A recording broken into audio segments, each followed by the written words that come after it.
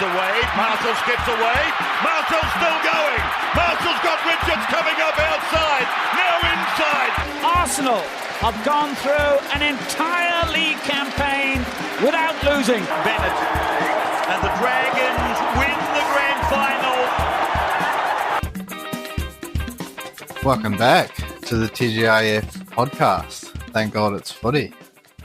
It was a good first half of the week, at least, for us as supporters. Yep. Sunday morning didn't track too well, too pretty whatsoever. But yeah, certainly a good rugby league week for us. Two rugby league wins and a very eventful New Zealand derby win there for Auckland on Saturday night that we managed to snag ourselves some tickets to, particularly with it being a seller. I know there was lots of people, lots of kids at school at least, who said that they thought they had tickets and obviously they didn't, and that they couldn't get them. But definitely a packed crowd. We were arriving maybe 5 minutes into after kickoff, and South Stand completely filled up to the brim. So we sat up there on the hill, which is actually, I reckon, possibly better.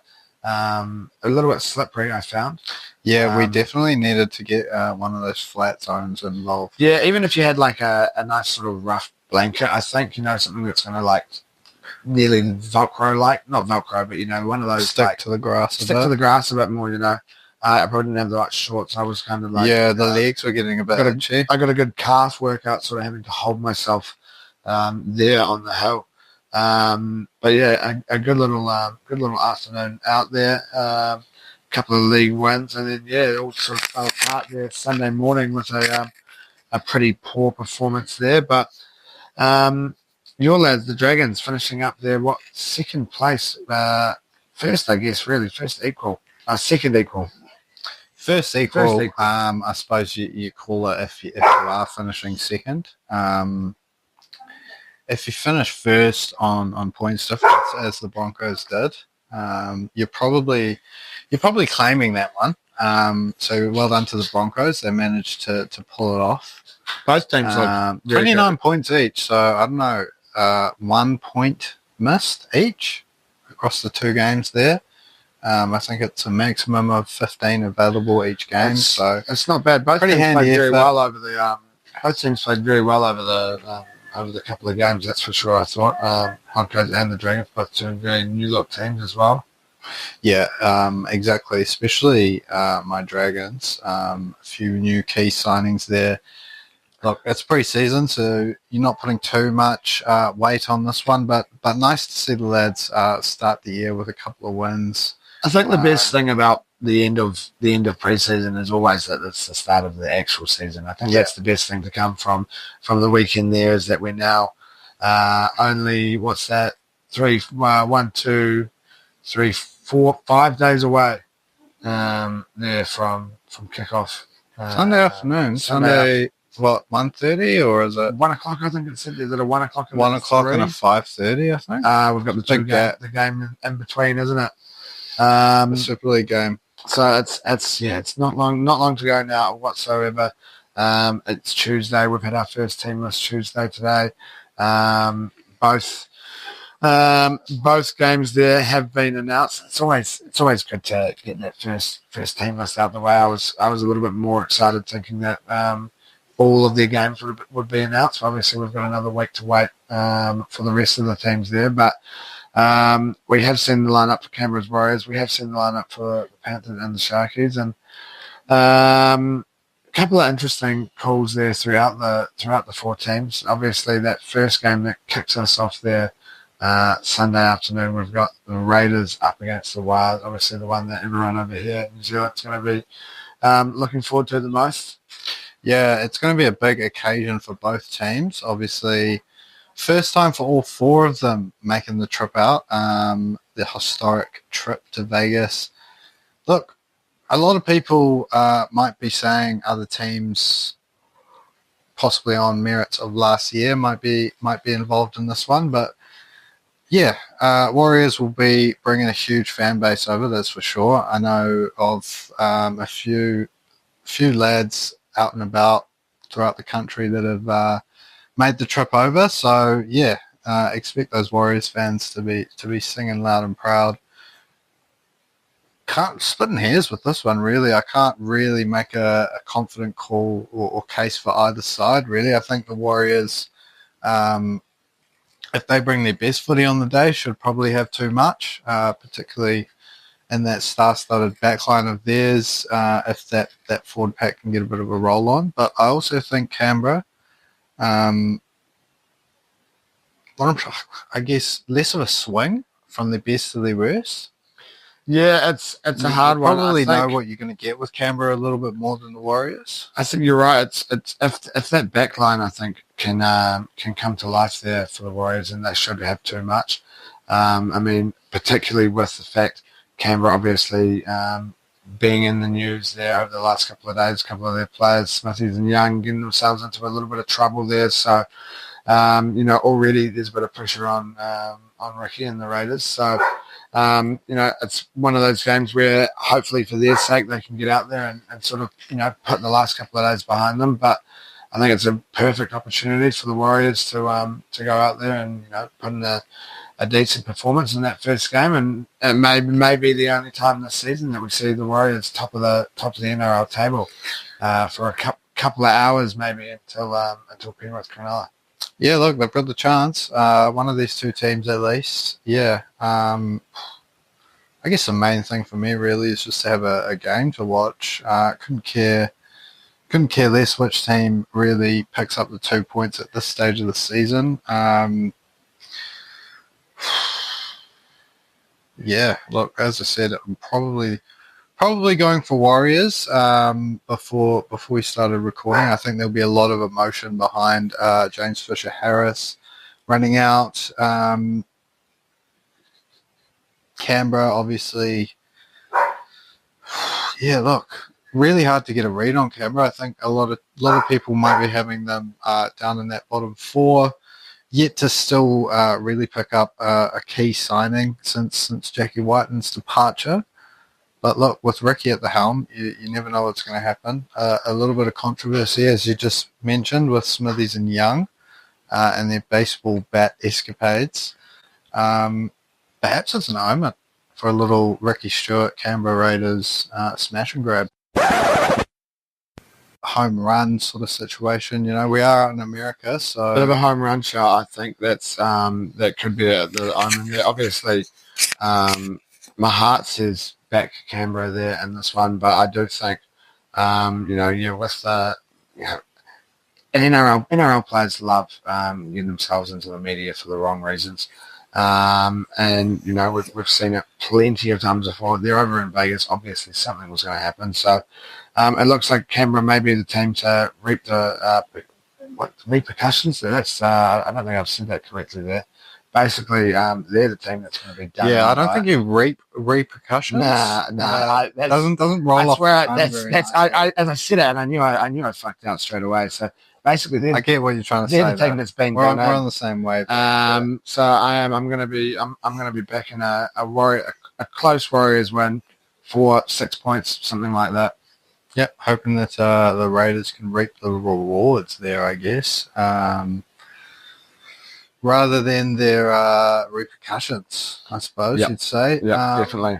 But yeah, look, takes us into that second game of NRL action at least. The big boys, 4 in a row, Penrith Panthers. They start their defence. They start their campaign for a 5th title in a row, up against the Cronulla Sharkies. Now, that's more like it. When you're talking about sending over a couple of marquee that's teams. A nice top 4 sort of battle there, Well, yeah, what's that? Second verse? Were they top second verse 4th last year? Yeah, I think so. I mean, I still it was. kind of. I found the Sharks. My view of the Sharks was very skewed last year after the way that we performed against them and seeing how Nick Irons performed. I kind of just had the Sharks as I think if I'd done picks last year, Sharks wouldn't have made the 8. I don't think, which would have been very, very interesting to see actually how that did go and the way I backed them. But I found them very hard to judge. But when you look at them on paper, they've now I think they've only strengthened now, the Sharkies. They're going to be a tough team to beat this year. And Penrith have named a slightly interesting lineup, that's for sure. Yeah, look, it's always going to be calling up a few of those grommies as you have to let go of a few stars, particularly to the West Tigers. There seems to be the biggest drain, particularly this season. You look at that back line, you're looking at names like Jack Cole coming in. Lots of people had Blaze Talangi, but obviously Jack has impressed Ivan Cleary Senior enough to get the nod for this round one fixture. But the big absence, Brian To'o, obviously carrying a little bit of a niggle. Not fit enough to make this one, so they've done a little bit of a backline shuffling. They've shuffled the decks a little bit. McLean comes in on the wing, Alamotti on the other wing, I believe. And then what are they running with in centres? Luke Garner and Tango and Luke Garner, which is obviously the other a little bit makeshift compared to years gone by for the Penrith Panthers. But yeah, look, if there's a team that can make it work, the Panthers are right up there as long as they've got that bloke running out in the number 7. I think they'll be reasonably fine. They've still got a pretty star-studded forward pack as well, but you look at the other side, they've gone and added the best prop in the game, and adding Fanua Blake. They've got a double barrel in there, importantly. Yep. I think it is. It could be. I think it could be the signing of the season, possibly. I think a lot of people will be saying, like a Luai or something like that. But I mean, if you go from 17th to 9th, I don't think that's as good as maybe finishing 4th and then winning the whole thing, And I think someone like Fanua Blake could come in and, be that sort of drive forward for someone like Nico Hines to basically go out there and play the footy he can play when he's playing behind a team that's playing some good confident footy, and he's confident in himself. And I think if you've got someone like hammering alongside you, it'd be hard to not be confident with big AFB out there. So I'm actually banking on a little upset here in this one. I'm kind of leaning towards a Sharkies win.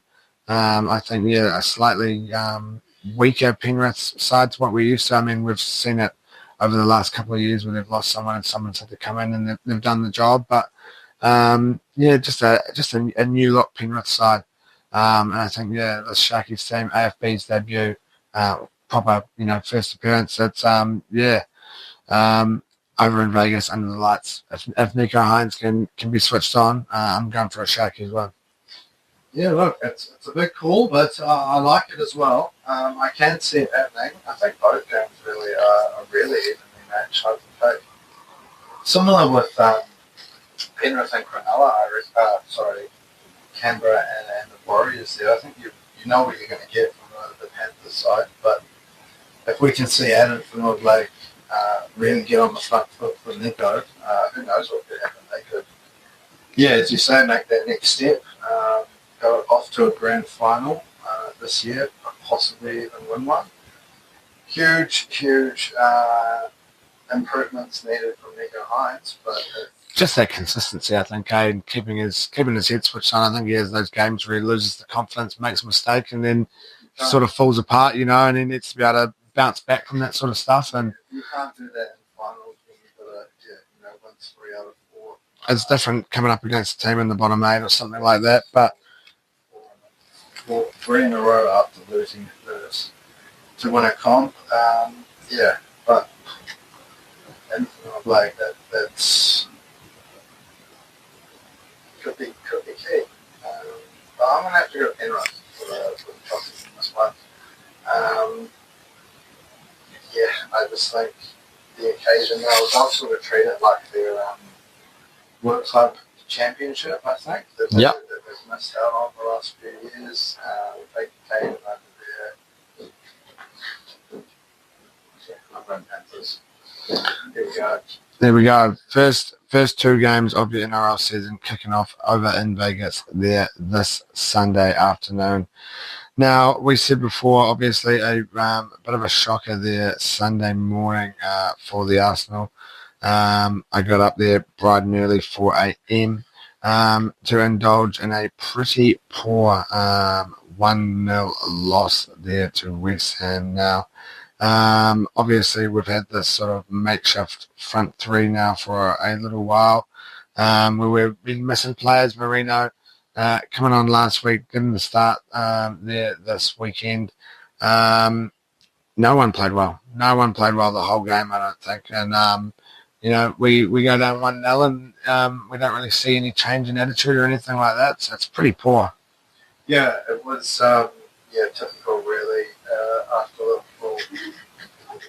Maybe didn't open the door, but gave us a little chance of perhaps making a little run.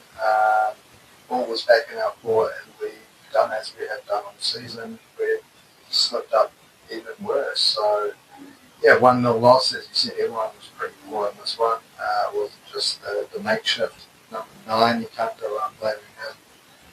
For this one, everyone was pretty poor. I suppose it's tough to take, but it's just another year of, unfortunately, waiting for next year again. It's kicked on a little bit earlier. Yeah, definitely. You said it a few times. Is it that sort of push for the Champions League now? But obviously, it's going to be a struggle. There's no doubt. Yeah. Look, you'd like to hope we can turn things around, make it past PSV. I'm hoping to get through the quarters, but it's not an easy home and away fixture, that's for sure. They're not knock us out of like Europe. I think they did knock us out of Europe at some stage. You're right. It'd be very Arsenal of us to go out there and lose to them, though. That's for sure. But yeah, it's just another season where we haven't had the fight, we haven't had enough. But again, you can look at the injuries, but we should have better depth. We should have signed a striker. There's lots of things we should have done, but we didn't. Is one thing. The thing that's really cost us more than anything is the red cards. It's just put us on the back foot, and we haven't been the same team. I think last year made that challenge of gaining points. Could have been done the way we were playing, but the way we're playing this year, we're not making up ground on everyone, particularly the way that... It's kind of like since Xhaka's left, we've probably had far more red cards than what we were having while he was there, I'd say. And he was someone that got a fair few cards himself, there's no doubt. But, it does seem to be probably happening too often, just those sort of brain fades, and refs will be going into games up against Arsenal being aware of that sort of stuff and knowing that they're prone to a bit of a brain explosion, So, but yeah, pretty poor result, and it doesn't really get any easier with Nottingham Forest up in our next game here. Yeah, look, Nottingham Forest Thursday morning at the City Ground. Very, very tough if you're going on the table. The way things stand. Yeah, but they've only just lost to Newcastle 4-3. I mean, that's a very close game. I think they'll be looking at this game up against us. They would have looked at that, I think, going into it, going, if we can get two points minimum, 4 points probably is your ceiling. Obviously, if they get 6, it's amazing, sort of scenario. To beat us and Newcastle, but I think they would have looked at it and gone, 4 is a very realistic target there. Beat one of us and draw off the other. And particularly now, the way that we're playing, we don't have a striker. I think they'll probably be pretty disappointed at conceding 4 goals. But if Chris Wood can get out there and bag a couple of goals, and they seem to sort of be, pumping on all cylinders, everyone on the park's doing a good job. So it's going to be definitely a very tough fixture, this one. 100%, yeah. No two ways about it. They've been surprised at the season tenfold, really. No doubt. From 16, 17 for us, they're just sort of hanging on. You can sort of start to see what was going on when the owners splashed with like 200 million in a transfer window. Yep, big man. When they signed about 28 players or something like that, it was outrageous. Obviously, not all of them still hanging around, but yes, really starting to pay off now. I'll take anything as long as we win. I'm hoping realistic scenario. Not realistic. No, sorry. Dream scenario for me would be 4 or 5-3. With the Brisbane hat trick same as last time. But, Yep. Yeah, the way we're playing, I don't know if we're going to score 4 or 5 goals for the rest of the season. No, I don't see us being a game like that. We're going to have a very good defensive performance. We're going to have to figure out a way to shut down Chris Wood. It's kind of gone to the stage now where you could give that a crack and just start whipping in balls to him because he's scored plenty of them, that's for sure. But yeah, it's going to be a tough fixture. If we lose this one, then there's no two ways about it. That it's 100% the season done and dusted. It's not mathematically done. But 11, I'd say as well. 11, we're not catching up 11 points unless Salah gets injured. It's never going to happen. 14 is even further. So I think it is. It's probably done, and just trying to save face a little bit. Yeah, as you said, concentrate on the Champions League, see what we can do there. And look on to next year, but we can hopefully get some more players in and have another crack at it. Because it's looking like third year in a row. First team in Premier League history to pull it off twice. That comes through. So a little bit of a bittersweet stat there, I suppose. If you're aiming for first, it sucks, but yeah, I guess I clubs that would take second. I guess at the end of the day, second is just really the first loser. When you look at it, so in 3 years in a row at that, we know when we definitely could have gone first out there. Year, I 100% the first year sucked because we bottled it from like an 8-point lead. Yep, first year was really bad. Up until about this time in that first season, I was like, I'm just going to pull up at some point. And then I started to believe for like a month or two, and that city eventually got us. Last year kind of didn't really have much hope until about April, and we sort of could do it before we were playing, but it's a hope that gets you every time as an Arsenal fan, I guess. Yeah, it's a rough gig. There's no doubt about that. Now, on the Oki last week, we saw a third winner in three separate nights there in the Premier League. Gerwyn Price finding himself into a decent little bit of form here and taking out night 3 there over the weekend. Well, at the end of last week, and I actually don't believe there was much on in the darting world there over the weekend. I know that there was, we did have a couple of those European qualifiers that Hopes was in the next couple of days. And I don't think we did see him qualify, but UK Open, 95% certain that is the correct tournament. He has qualified for that, I believe, for being in the top 96 in the world, I think is what it works out to be. So we will see Hopes in a big sort of TV tournament coming up soon. So that would be an awesome opportunity for him to go out there and win some money.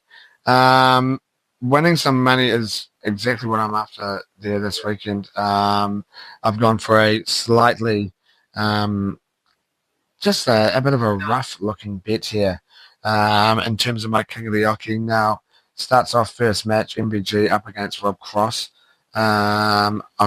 I'm backing MVG to go out there, take that King of the Oki up against Rob, paying $3.50. It's I'm gonna jump straight to the third match there. Dobie up against Aspinall. I'm going for the Asp. Also slightly outside there, paying $6. We've then got Littler to take out the last game of the night up against Stephen Bunting, only paying you $2.50. But Gerwyn Price up against Humphreys. Price paying $6.50 there. We've seen him win last week. I've chucked that in there to beef it up a wee bit. It's paying $342.50, so it's probably up there with the highest King of the Oki odds I've come across in my time of throwing $10 away each week. So ideally we can see it. You might be off watching the next Yeah, it's definitely something I'd like to tick off that bucket list, that's for sure. I think it would probably be more, it'd probably be spent a little earlier than just when, that's actually next week. I don't know if I'd be getting over to the UK next week, but I'd probably be finding a way that I could spend the money pretty quickly if that was to come off. That's probably us for another week. It sounds like Ace is again telling us it's time to wrap up. So as always, thank you for listening. Thank you for tuning in. Remember to get involved in all your socials. Give us a like, get subscribed, give us a 5-star. Enjoy your week ahead. Enjoy whatever sport you might be getting involved with. If you're having a punt, do it responsibly, and hopefully we'll see you next week. Ciao. Marshall skips away. Marshall's still going. Marshall's got Richards coming up outside. Now inside. Arsenal have gone through an entire league campaign without losing. Bennett and the Dragons